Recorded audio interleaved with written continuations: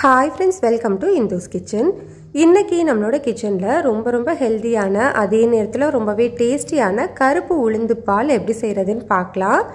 இத நீங்க செஞ்சு பாருங்க, டேஸ்ட் அவ்ளோ சூப்பரா இருக்கும், ரொம்பவே ஹெல்தியும் கூட. இத செய்யிறதுக்காக மெஷரிங் கப்ல 1/4 கப் அளவு கருப்பு உளுந்த நல்லா கழுவிட்டு ஒரு 1 மணி நேரம் ஊற வச்சு எடுத்துர்க்கேன்.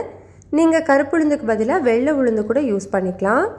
இப்போ நம்ம ஊற வச்சிருக்கிற இந்த தண்ணியோடவே அப்படியே ஒரு குக்கர்ல சேர்த்துக்கோங்க. 1/4 கப் அளவு உளுந்துக்கு 2 கப் அளவு தண்ணி சேர்த்திருக்கேன். இப்போ பிரஷர் குக்கர்ல மீடியம் ஹீட்ல 4 விசில் வச்சு எடுத்துக்கோங்க.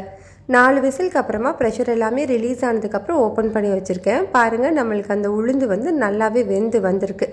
எடுத்து நீங்க அமுத்தி பாத்தீங்கனாலே தெரியும், நல்லா இந்த அளவுக்கு வெந்திருக்கணும். இது கம்ப்ளீட்டா ஆறட்டும். ஆறினதுக்கு அப்புறமா இது அப்படியே ஒரு மிக்ஸி ஜார்ல சேர்த்துட்டு நல்ல ஸ்மூத்தான பேஸ்ட்டை அரைச்சி எடுத்துக்கோங்க. இப்போ நான் அரைச்சி எடுத்திருக்கேன் பாருங்க, இந்த அளவுக்கு நல்ல ஸ்மூத்தான பேஸ்ட்டாக இருக்கணும். இப்போ அதே குக்கரில் திரும்பவும் இந்த பேஸ்ட்டை சேர்த்துடலாம். இப்போ இது கூடவே 1 கப் அளவு நல்லா கொதிக்க வச்ச தண்ணி சேர்த்துக்கோங்க. நார்மல் பச்சை தண்ணி சேர்க்கக்கூடாது, தண்ணியை நல்லா கொதிக்க வச்சுட்டு தான் சேர்த்துக்கணும். இப்போ இது எல்லாத்தையும் ஒன்று சேர்த்து மிக்ஸ் பண்ணி விட்டுக்கோங்க. நல்லா மிக்ஸ் பண்ணதுக்கு அப்புறமா இதை அப்படியே நம்ம ஸ்டவ்வில் மாற்றிடலாம். பாருங்கள், நம்மளுக்கு மிக்ஸ் பண்ணதுக்கப்புறம் கன்சிஸ்டன்சி இந்த மாதிரி இருக்கணும். ஸ்டவ்வில் மாற்றினதுக்கப்புறமா இதில் 1/2 கப் அளவு துருவின வெல்லம் சேர்த்துக்கிறேன். நீங்கள் வெல்லத்துக்கு பதிலாக கருப்பட்டியும் யூஸ் பண்ணிக்கலாம், இல்லைன்னா நாட்டு சக்கரை கூட யூஸ் பண்ணிக்கலாம். இப்போ இதை நல்லா மிக்ஸ் பண்ணிவிட்டு இந்த வெல்லம் கரையிற வரைக்கும் நல்லா கலந்து கொடுங்க. இதுக்கு 2லேருந்து 3 நிமிஷம் வரைக்கும் ஆகும். இப்போ பாருங்கள், நம்மளுக்கு வெல்லம் எல்லாமே நல்லாவே கரைஞ்சி நல்லா வெந்து வந்திருக்கு பாருங்கள். இந்த மாதிரி இருக்கும்போது இது கூட 2 ஏலக்காயை தட்டிட்டு சேர்த்துருக்கேன். நீங்கள் ஏலக்காய் தூள் சேர்க்க போகிறீங்க அப்படின்னா 1/2 டீஸ்பூன் அளவு சேர்த்துக்கோங்க, சரியாக இருக்கும். ஏலக்காய் சேர்த்ததுக்கு அப்புறமா 2லேருந்து 3 நிமிஷம் மட்டும் கொதிக்க வச்சுக்கலாம். அதுக்கப்புறமா இதில் 1/4 கப் அளவு துருவின தேங்காய் சேர்த்து நல்லா ஈவனாக மிக்ஸ் பண்ணிக்கோங்க.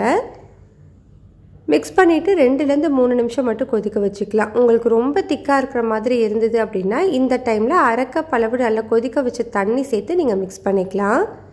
இப்போ நல்லா மிக்ஸ் பண்ணிவிட்டு இது கூட 2 டேபிள் ஸ்பூன் அளவு வேர்க்கடலையை நல்லா வறுத்துட்டு தோல் எல்லாத்தையும் நீக்கிட்டு சேர்த்துக்கோங்க. வேர்க்கடலை சேர்த்த உடனே ஸ்டவ்வை ஆஃப் பண்ணிடலாம். ஸ்டவ்வை ஆஃப் பண்ணதுக்கு அப்புறமா இதில் 1 கப் அளவு தேங்காய் பால் சேர்த்துக்கிறேன். தேங்காய் பால் வேண்டாம்னு நினச்சிங்கன்னா நீங்கள் 1 கப் அளவு பசும்பால் கூட சேர்த்துக்கலாம். பால் சேர்த்து நல்லா மிக்ஸ் பண்ணிக்கோங்க. அவ்வளோதான், நம்மளுக்கு சூப்பர் டேஸ்டியான கருப்பு உளுந்து பால் வந்து ரெடி ஆகிடுச்சு. இது காலையில் டீ காஃபிக்கு பதிலாக நம்ம ரெகுலராகவே எடுத்துகிட்டு வரலாம். குழந்தைங்களுக்கெலாம் கொடுக்கலாம். ரொம்பவே ஹெல்தி, ரொம்பவே டேஸ்டியாகவும் இருக்கும். கட்டாயம் ட்ரை பண்ணி பாருங்கள். இந்த ரெசிபி உங்களுக்கு பிடிச்சிருந்ததுன்னா லைக், ஷேர், சப்ஸ்கிரைப் பண்ணிக்கோங்க. கூடவே பெல் பட்டனையும் கிளிக் பண்ணி ஆளுங்கிற பட்டனையும் கிளிக் பண்ணிக்கோங்க.